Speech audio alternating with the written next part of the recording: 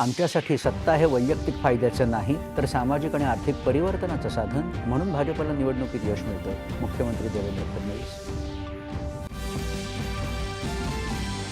आम्ही एकत्र येणं हा आमच्या अस्तित्वाचा नाही तर महाराष्ट्रातल्या मराठी माणसाच्या अस्तित्वाचा विषय. राज्यासाठी एकत्र आल्याचा उद्धव आणि राज यांचा एकत्र मुलाखतीत दावा. विरोधकांना राजकारणात स्वातंत्र्य आणि स्पेसही आहे, मात्र त्यांनाच घराबाहेर पडायचं नाही, देवेंद्र फडणवीसांचा टोला. विरोधी पक्षांनी कार्यकर्त्यांना वाऱ्यावर सोडल्याचा केला आरोप. नवी मुंबईत परिवर्तन घडवून नागरी प्रश्न मार्गी लावण्याचं उपमुख्यमंत्री एकनाथ शिंदे यांचं प्रचार यात्रेत आश्वासन. तर नवी मुंबईसाठी भाजपचा जाहीरनामा प्रकाशित. पुणे आणि पिंपरी चिंचवडमध्ये दोन्ही राष्ट्रवादी काँग्रेसच्या युतीमुळे दोन्ही पक्षातले कार्यकर्ते समाधानी. विलिनीकरणासंदर्भातल्या प्रश्नावर अजित पवार यांचे सूचक उद्गार.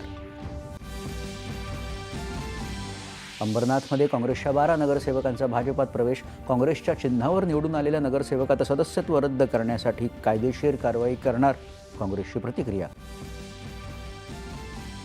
AI मॉडेल्सच्या यशासाठी सरकारकडून पूर्ण सहकार्य आणि पाठबळ देण्याचं पंतप्रधान नरेंद्र मोदी यांचं भारतीय AI स्टार्टअप्सच्या गोलमेज बैठकीत आश्वासन. संयुक्त राष्ट्रांच्या संस्था आणि भारत फ्रान्सच्या नेतृत्वाखालील आंतरराष्ट्रीय सौर आघाडीसह 66 आंतरराष्ट्रीय संघटनांमधून बाहेर पडण्याची अमेरिकेची घोषणा. आणि पश्चिम घाटाच्या संवर्धनासाठी मोलाचं योगदान देणारे ज्येष्ठ पर्यावरण तज्ज्ञ डॉक्टर माधव गाडगे यांच्या पार्थिवावर पुण्यात अंत्यसंस्कार.